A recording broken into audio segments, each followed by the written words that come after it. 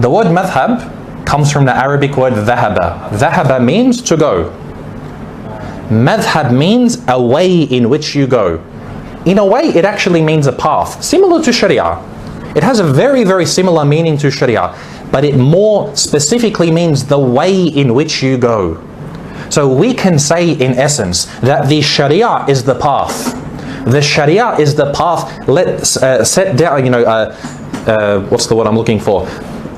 As it's been commanded by Allah, as it's been revealed by Allah. And the madhab is the way or the mode in which we travel upon this. The way in which we understand the Sharia of Allah.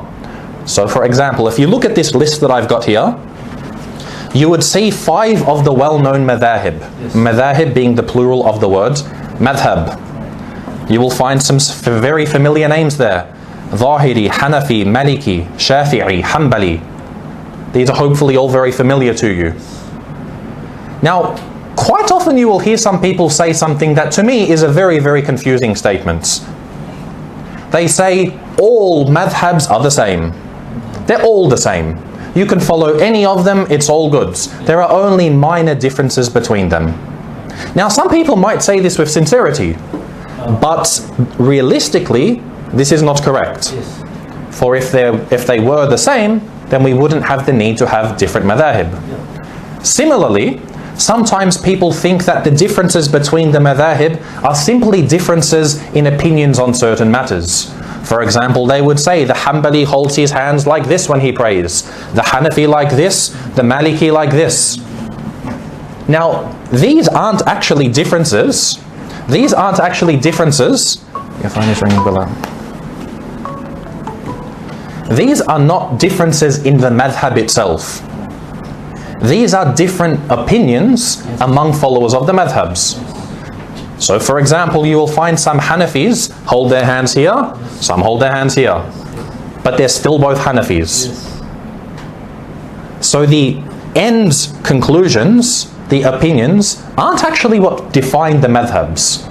If you look at this chart I've drawn up here, you will begin to understand what actually defines a madhab.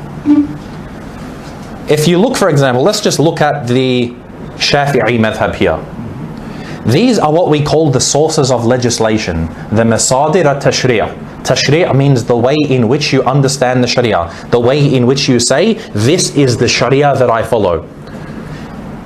First of all, you will see all of them have 2 in common. They are the Quran and Sunnah. Yes. Now, do we all agree that we take our religion from the Quran and Sunnah? Yes. Yes. We all agree that everything in the Quran and Sunnah is part of the Sharia of Allah? Yes. Yes. Now, if we look at the following things, for example, looking at the Shafi'i madhab, first of all, we have ijma'a. Ijma'a means when you have a consensus. We'll define all of these later. Then you have opinions of individual sahaba, or a sahabi. Then we have qiyas, analogical deduction. And lastly, istishab, which means linking. Do any of these terms sound familiar after Quran and Sunnah? Maybe, maybe not. Now, I dare say that the vast majority of people who claim to follow the Shafi'i madhab, if you were to ask them what they mean, they would say, I've got absolutely no idea. And this is sadly a reality, that many people would claim to follow something that they don't entirely understand. Now, if you compare them to, say, for example, the Maliki madhab, you're going to see that they're quite different. What the Shafi'is accept and what the Malikis accept. The Malikis accept Quran and Sunnah, of course.